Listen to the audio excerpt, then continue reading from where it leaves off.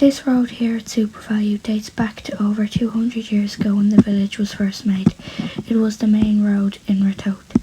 In the past 200 years, the road has not been changed that much, although there were houses where Supervalue and Macquarie's are.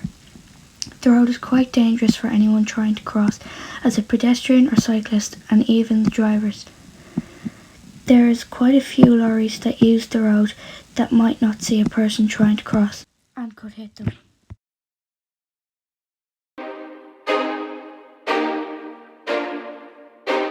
The road here at the old stand is also part of the old main road. It's quite dangerous trying to cross if you are standing on the side of the church, because it is on a bend and you can't see the cars coming around the corner.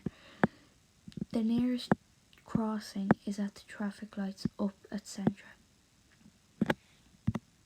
These roads may not have been as dangerous back in 1991 when the population was only 593, but now the population is nearly 11,200, making the roads very busy and quite dangerous.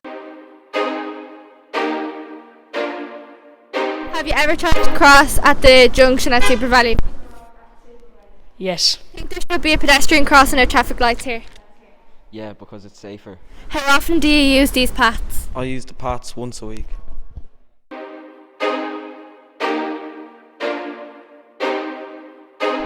Have you ever tried to cross the road from the church to the old stuff? It's quite dangerous because I can't see around the corner. I don't know if the traffic's coming or not, if it's heavy or not, and if I can cross the road. Yeah, it's quite dangerous. Yeah, I have, but it's very dangerous, so half the time I haven't made it. I think there should be a pedestrian crossing at traffic lights here. I think there should be a traffic light just in front of the church and a pedestrian crossing there going across to the old stand. Yeah, but if there should be traffic lights, because if there was a pedestrian crossing, still half the people wouldn't stop for you. How often do you use these paths? Once or twice a week, just going through the village. Normally 2 or 3 times a week, but each week it kind of varies. Have you ever tried to cross at the junction at Supervalue? Yes, and it's very dangerous because there's so much traffic and there's not a lot of zebra crossings, so it is very dangerous. There should be a pedestrian crossing at traffic lights here. Definitely, because it's dangerous if there's nothing there, because there's a lot of traffic and there's not that much parking space. And yeah, I think there should be a lot more zebra crossings or whatever they need to sort it out. So yeah. How often do you use these paths? Probably about 4 times a week or something like that, and it's not great because it takes a couple of times to cross the road, so yeah, it's not great.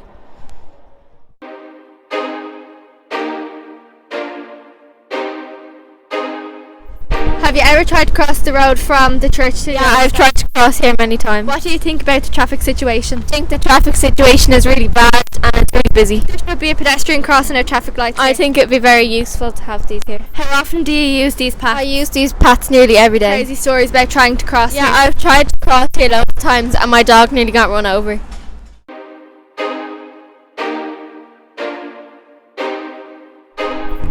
Hi, I'm Omen and I'm here from my tow Have college. you ever tried to cross at the junction at Supervalue? Yes, I have. What do you think about the traffic situation? It's quite dangerous in my opinion. I think there should be a pedestrian crossing at traffic lights here. It depends, like sometimes you need it, sometimes you don't. How often do you use these paths? Well, I used to like once a week or like once every 2 weeks, but now since the corona, it's slowed down to at least like once a month.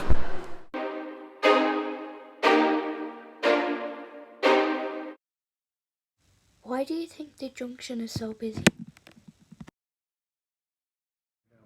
So with the increase in population, Ratoath now has a population roughly of 11,208 people. Okay, the junction is extremely busy. Now it's not just busy from local traffic, it's also busy for traffic going through the village. So you've got the R125 and the R155. Now both those roads crisscross each other. So therefore you've got traffic coming from Drogheda, you have traffic coming from Northern Ireland who cut up this way, and again you have traffic similar going the other way to Drogheda, and you've also got traffic then coming through the village where going to Navan, into Dublin or wherever. So it's at times an extremely village, and it's a difficult junction to drive on and cross. If you stand there, look at the amount of lorries, big juggernauts that are coming up the Ferry House Road and heading towards Drogheda. Most of those, believe it or not, a lot of them go towards the port of Drogheda. And the reason they cut across here? They don't want to pay the tolls, so they won't go on the M1. So they cut across and come up this way to get to the far side of Dublin or wherever they're going to. So it has to be designed in such a way that makes it awkward in the one sense for lorries, and hopefully they'll stop using it. Do you get complaints about the junction at Supervalu? Not a week goes by that I don't get a complaint in relation to the road. Somebody contacts me at some stage, whether it be cyclists, particularly pedestrians, and my concern is in particular for pedestrians who have a disability, for mammies who have a buggy, for older people who might be on a Zimmer, because if you go from the Ratoath Inn across, you nearly have to run. I'm sure you've seen it yourselves. So therefore, it's extremely difficult junction to cross from the Ratoath Inn to Supervalu. And on the other side, you have to watch the traffic coming so many ways that it's difficult to cross. What would you like to see with the new junction? So hopefully in the new situation, we will have a pedestrian crossing with traffic lights that people will be able to move a lot easier.